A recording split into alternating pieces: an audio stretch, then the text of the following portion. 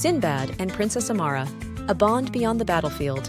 As Sinbad and Princess Amara stood near the shore, overseeing the aftermath of the battle, she approached him with curiosity. "Captain Sinbad, your leadership in battle was extraordinary," she began. "Your name is known in my kingdom, but I must ask, where do you hail from?" Sinbad, brushing off the dirt from his tunic, replied with a calm smile, "I am from Basra, princess."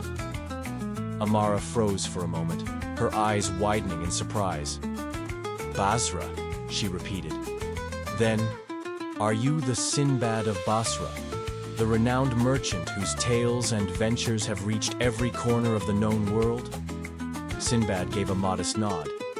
"Indeed, I am that Sinbad, though I often find myself trading gold for salt water and the comforts of home for the perils of the sea." Amara's face brightened with joy and admiration.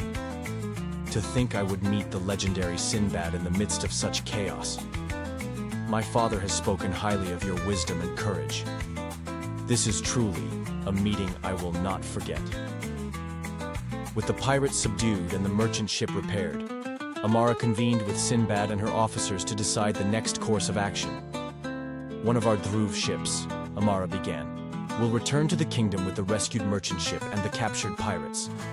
But my mission to Murak Kingdom cannot be delayed." She then turned to Sinbad with a resolute expression. "Captain Sinbad, your reputation as a man of integrity and resourcefulness precedes you. I humbly request your protection and escort to Murak Kingdom. I understand this might disrupt your trade activities, and I will ensure a handsome sum as compensation for your assistance." Sinbad studied her for a moment before responding. "Princess Amara, it seems fate has brought us together. While my journey is driven by commerce, I cannot turn away from a just cause. I accept your request, and will ensure you reach Murak Kingdom safely." Amara's expression softened with gratitude. "Thank you, Sinbad. With your guidance, I am confident we will succeed. Your name will be remembered not just as a merchant, but as a protector of justice." The next morning, the Dhruv warship and the merchant ship departed for the Dhruv Kingdom, carrying prisoners and news of their victory. Amara boarded Sinbad's ship, now accompanied by her closest guards and advisors. As the sails unfurled and the ship began its voyage toward Murak Kingdom, Amara stood beside Sinbad at the helm. "I did not expect to meet the legendary Sinbad under such dire circumstances," she said, "but I am glad our paths crossed." Sinbad chuckled softly. "The sea is unpredictable, princess. It brings storms and treasures alike. Perhaps this is both." Amara smiled, her respect for Sinbad growing with every passing moment. As the ship sailed toward Murak Kingdom, Sinbad and Princess Amara spent long hours conversing, finding in each other a surprising camaraderie. Amara, though young, had a keen intellect and an unwavering dedication to her people. Sinbad admired her resolve, recalling his own struggles to balance duty with humanity. Amara, in turn, found herself drawn to Sinbad's charisma, his tales of adventure, and his ability to adapt to any challenge. She was fascinated by how a merchant could possess the courage and wisdom of a warrior. One evening, as the sun dipped below the horizon, painting the sea in hues of gold and crimson, Amara approached Sinbad on the deck. "You have seen much of the world," she said, leaning on the railing. "Tell me, Sinbad, do you ever tire of the sea, of leaving behind what you hold dear?" Sinbad gazed at the horizon, his expression thoughtful. "The sea is both my curse and my salvation," he admitted. "It takes me from my loved ones, but it also teaches me the value of their presence. Every voyage reminds me of what I must return to." Amara smiled. "That is a rare wisdom. Many lose themselves in the pursuit of adventure, forgetting what truly matters." Sinbad turned to her, his eyes softening. "And you, princess? You bear the weight of a kingdom on your shoulders. Do you not long for a simpler life?" Amara hesitated, her voice quieter. "Sometimes. But my duty is not a burden I resent. It is a privilege to protect my people.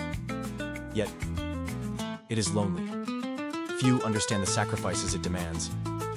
Sinbad's gaze lingered on her. "Loneliness is the price of responsibility. but shared burdens become lighter. The journey to Murak Kingdom was not without its challenges. A sudden storm tested their mettle, but Sinbad's expert navigation and calm demeanor reassured the crew. Amara, despite being unaccustomed to the chaos of the sea, stood steadfast by his side, offering support wherever she could.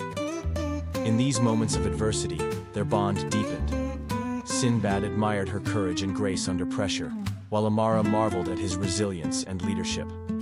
One evening, after the storm had passed, the crew celebrated their survival with a modest feast. Laughter and music filled the air, but Sinbad and Amara found themselves on the quieter side of the deck. "You inspire loyalty, Sinbad," Amara said. "Your crew would follow you to the ends of the earth." Sinbad smiled. "And you inspire respect, Princess. Your soldiers would do the same for you." Their eyes met, a silent understanding passing between them. In the chaos of their lives, they had found a rare connection, one that neither could ignore. As they approached Murak Kingdom, the stars blanketed the night sky, their reflections shimmering on the calm sea. Amara and Sinbad sat on the deck, sharing stories of their lives. "I have never met anyone like you, Sinbad," Amara confessed, her voice tinged with vulnerability. "You are a man of contradictions, a merchant with the heart of a warrior, a wanderer who cherishes home." Sinbad chuckled softly. "And you, Princess, are a ruler who fights battles alongside her soldiers. You have wisdom beyond your years." Amara hesitated before speaking again. "I do not know what the future holds, but I do know this. I am grateful to have met you." Sinbad's gaze softened. "And I you, Amara. You remind me of why I fight, why I strive to be better. You are a rare soul." The silence that followed was not uncomfortable, but filled with unspoken emotions. Though neither voiced it, the seeds of something profound had been sown. When they arrived at Murak Kingdom, Amara's mission was completed successfully. As they prepared to part ways, Amara turned to Sinbad. "Will we meet again?" she asked, her voice steady but her eyes betraying her emotions. Sinbad smiled, though there was a hint of sadness in it. "The sea is vast, but it has a way of bringing kindred spirits together. I will carry the memory of you, Amara, wherever I go." As preparations were made for departure, Amara found herself unable to suppress the storm of emotions swirling within her. She sought Sinbad on the deck as the first light of dawn broke over the sea. "Sinbad," she began, her voice steady yet filled with emotion. "Before you leave, I must say something." Sinbad turned to face her, his expression warm but curious. "I admire you," Amara continued, her eyes searching his. "Not just for your courage or your wisdom, but for the man you are. In you, I see a kindred spirit, someone who understands the weight of responsibility but still carries it with grace. She hesitated, then took a deep breath. "I love you, Sinbad." Her words hung in the air, heavy with sincerity and longing. Sinbad's smile faltered, and his gaze softened with understanding. "Amara," he said gently, "you honor me with your words. But I must tell you, I am already married. I have a wife, Elora, who has stood by me through countless trials. And I have 2 sons, who are my world." Amara's expression flickered with surprise and disappointment, but she did not look away. "I understand," she said after a moment, "but my feelings remain unchanged. You are a rare man, Sinbad, and I cannot let this moment pass without asking. Will you not consider a union with me? My feelings for you are true, and I believe our alliance could strengthen not just our hearts, but our kingdoms as well." Sinbad hesitated, torn between his loyalty to his family and the undeniable connection he felt with Amara.